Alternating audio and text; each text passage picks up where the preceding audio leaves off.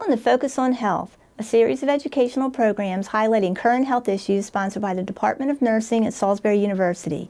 I'm Dr. Mary DiBartolo, Professor of Nursing at Salisbury University and host of the program. I welcome Suzanne Murray. You are a donor recruiter from the Blood Bank of Delmarva. Yes. And the title of our show today is Wanted Blood Donors. And we have been chatting about doing this for a while, but you're mentioning now there is a tremendous need for blood. We are having a harder time than usual maintaining the blood supply that we need to meet the hospitals that we service, which are 17 hospitals here on Delmarva. We're not quite sure what's going on, but we are looking for donors. We want you to come in. If you don't get a call from us, it's not that we don't need you. So I just wanted to put that out there. Well, it's probably so many people that are in your registry, and to keep up with all that. It's we need 350 people every day across Delmarva to donate. So we are constantly making phone calls to our donors, sending out emails, or even texting donors now that give us permission to do that, to let them know that we're in need of their blood type. And we're on Twitter and some of the other social media to get our word out that we do need their help.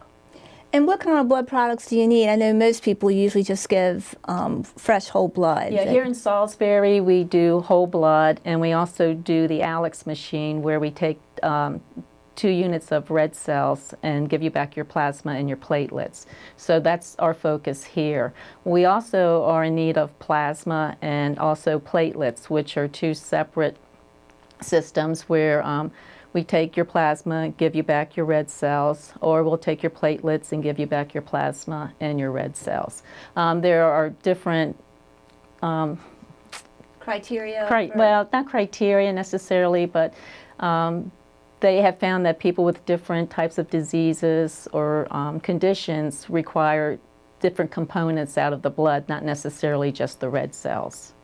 So what are some of the pluses of donating blood? And I guess we need to allay some people's fears. Some people think they can contract an illness or something through giving blood, and of course that's not true. That's not true. Well, first you have to be healthy and well. We want you to come in. You have to weigh at least 110 pounds and be in reasonable good health. We will do a mini physical on you, check your blood pressure, your pulse, your temperature, and your hemoglobin, which is your iron count, to make sure that all of your vitals are within a safe range and that you have enough iron in your blood or hemoglobin to spare a little bit for somebody else. But when you come in to donate, it's just you're coming in to help somebody that is in desperate need of your blood or any of the products that you're able to donate. And you're saving someone's life. There's no getting around it. You're giving them a speedier recovery that they might not have. And it's just a good feeling that you get in return for helping somebody else.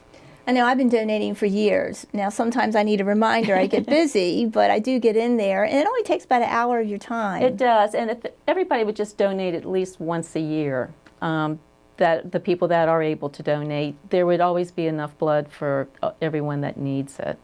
We don't require you to come in every, twice a year, 4 times a year, 6 times a year. Once a year would be plenty. You are eligible to donate every 56 days if you want to. And we do have a dedicated group of donors that do come in every 56 days.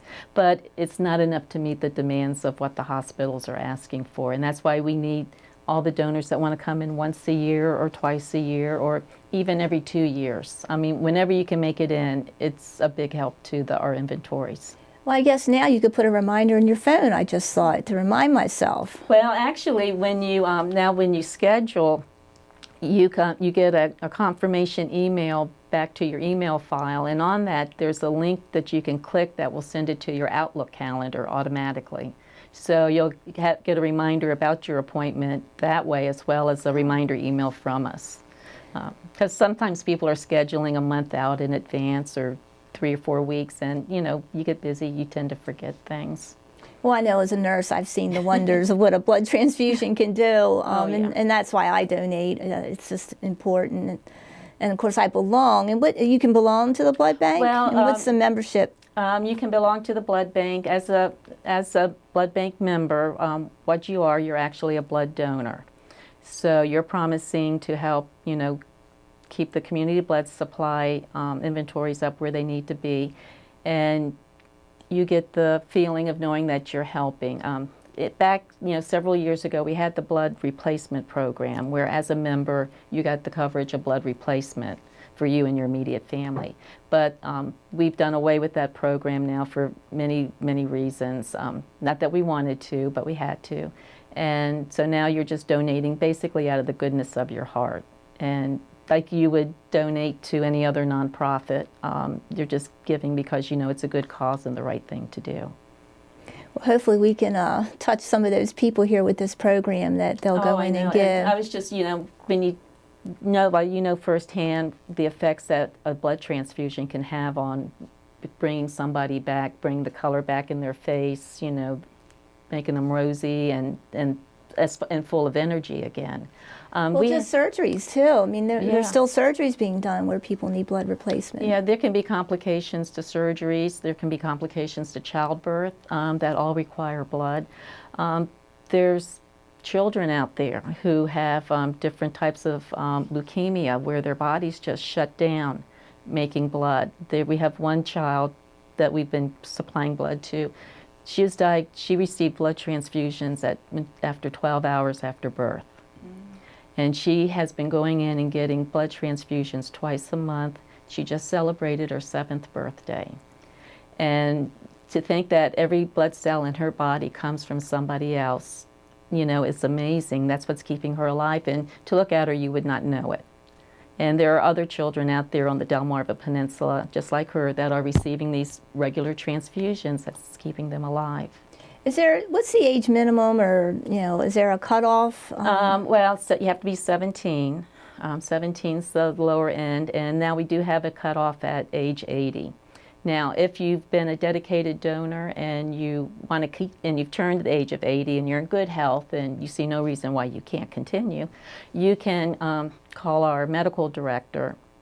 They can evaluate to make sure that everything is fine with you to donate, and you can get a special clearance to continue to donate. Now, what type blood do you need the most usually? Well, we need all blood. O negative, of course, we can never have enough O negative. Because that's a universal donor. Universal Anybody donor. can accept O negative Right, blood. and that's when somebody comes in with a severe trauma, and a big blood loss, they get O negative blood right off immediately because they need it. And Don't have time to do the type and cross match. Right, so while they're getting O negative, their blood type is sent back to the lab where it's typed and cross-matched, and then when they figure out what they need, then they replace the O negative with what their blood type is. And it's not uncommon for someone to go through like 10 units of O negative before that's done. I mean, so it's used mostly in trauma situations. The bad part is not that this is bad, but if you are O negative, the only blood type you can get back is O negative, because there's something in everybody else's blood type that could affect you. Yeah. Well, I think the other issue we should talk about briefly, because it's been in the news of late, is how has this whole Zika virus situation affected the blood bank? I know they put out some directives or policies. Right. We're asking donors who have visited any of the Caribbean islands, Mexico, or South America after they return to the States to wait 28 days before they come in and donate. That the CDC has determined is enough time for, if you had the virus, for it to sort of go through your system and then for your body to take care of it. And what are some of the other travel restrictions? I know one time I went to give a few years back, and because I went to a Central American country, I had to wait a little bit because of potential malaria.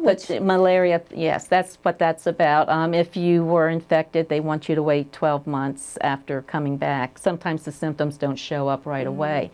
And the CDC, once again, mandates which countries are at risk for malaria, and then they forward that information on to all the blood banks, and then we include those countries, in our list of places that, you're deferred for a year. The ironic thing is a lot of these places, the ban has been lifted. A lot of the places in Mexico and some of the Caribbean islands, that 12 months has been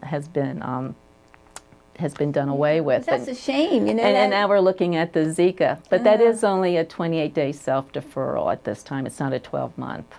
So the blood supply is safe. It's safe to give blood. So Yeah. In your mind, what are some things you can do, as an organization to, get people back in to donate? Well, for those that do donate, you know that we make it a pleasant, easy process. It's nothing. After you get through with it, you go, that was so easy. And there's good snacks at the end. We have lots of good cookies and drinks. You're right about that. And that's your little reward for helping to save a life. But you need to tell your friends that how easy it is. Spread the word. If you're a donor yourself, you think everybody's a donor. But the truth is, it's less than 10% of the population takes the time to donate. Wow, I'm surprised it's that low. It is. Most people are afraid of needles. That's what keeps a lot of them out. But if you could just come in and try it one time, you would realize it's not that big a deal. They're very good over there, Yes. with the stick. I mean, it's not my favorite thing, and of course I'm a nurse, and it stings for just a second. Oh, not but, even a second. Yeah, it's hardly Yeah. anything, and they're very professional and Yes. just smooth. It runs very smoothly. Like I say, I'm Yes. in and out in an hour. So And we've got these new tablets now that you answer your questions on while you're sitting in the waiting room. So now the process is even faster. oh, great! You don't have to go back into a room and And hit that other hit little. No, it's all. We give it to you when you sign in. You sit there in the chair and you just answer. It's very Nice. fast, and then you do the mini physical, and then you donate your blood and So sit imagine back you're and out in relax. less time even. Yes, it's really very easy. Some of the things we're trying to do to get new blood donors into the system, besides asking other donors to spread the word for us, is we do blood drives at all the high schools and colleges here on the shore. We just had a blood drive Tuesday at SU. I think, I think we had Yeah, I know they're 75 students That's show great. up to share the gift of life. That's the thing, if you make it convenient, because I hate to say it, people are busy, and I don't find it to be Yeah. a problem, but to get over to the blood bank, of course you're located on Mount I know, Herman but Road. people go get their hair cut. People go to the dentist. You set aside 1 hour a year to come donate a pint of blood. So you're not asking for much, just No, 1 we're hour not. a year. Yeah. That's not bad. That's not bad at all.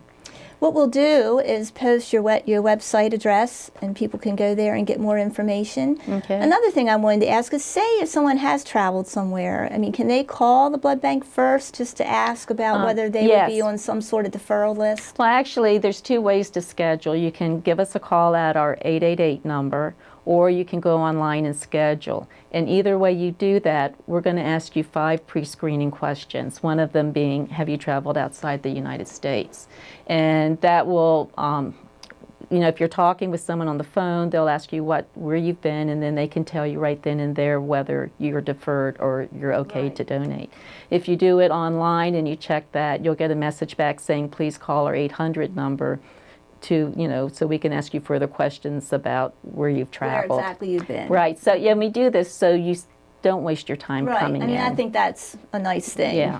Because I imagine some people, if they would go over and find out they can't even give, it would They get be a little sometimes. discouraging. But Right. you do try to make it easy for We people.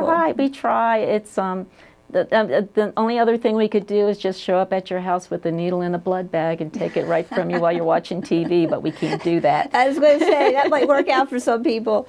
Well, thank you so much for being on the program. You've come in before, and you've always been just wonderful at letting our community know, what the needs are. Yeah. And it's important. It's very important. It is, and I just wish people would just overcome that fear of the needle for just a little bit. It's so overwhelming when you see the students, whether they're in high school or college, they're scared, but they come out because they really want to do a good deed.